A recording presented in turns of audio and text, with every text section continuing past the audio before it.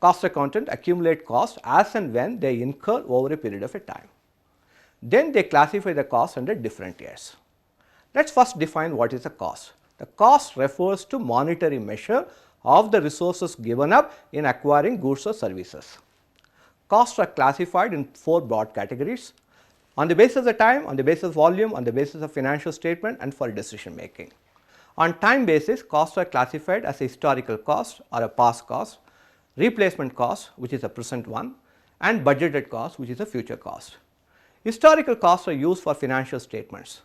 Replacement cost is used for decision making and insurance computation. Budgeted costs are used for planning and control. On the basis of the volume, we can classify the cost into different categories. Most cost items affected when volume changes. These costs are variable costs. Material costs in a manufacturing company and employee costs in a software company are examples of variable costs. Some others are not affected at all when the volume changes. They are called fixed costs. Rent for the office space is one such fixed cost. A few of them are neither fixed nor variable. Salary plus commission based on the sales paid to salesman is an example of a mixed cost. A variation of a mixed cost is a step cost. Depreciation is a good example for a step cost. Suppose the capacity of a machine is 1000 units. The depreciation and the other associated costs like insurance, repair and maintenance for the machine up to 1000 units is fixed. If the demand exceeds 1000 units, the company will buy a second machine. Depreciation and other related costs will now double. It moves like a step. For every additional machine, cost increases in a step fashion. Costs are also classified for financial statements. Financial accountants classify the costs into 4 categories: expired, unexpired, product cost and period cost. If you buy a machine, the entire value of a machine on a day 1 is unexpired cost. At the end of the 1 year, a part of the cost is expired. Depreciation is expired cost.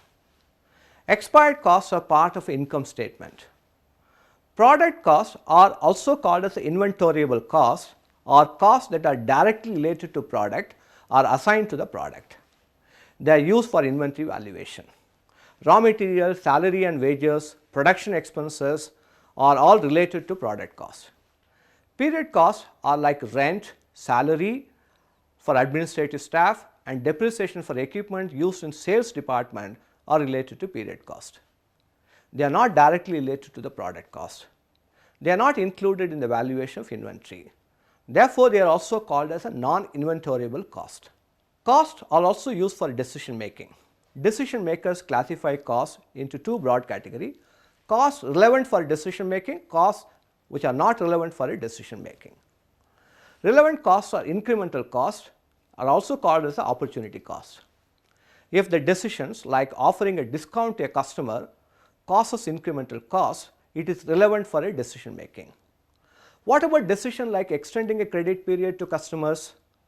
There is no explicit cost like giving a discount, but the decision delays the collection. The firm now lost an opportunity to invest the amount and earn some interest income.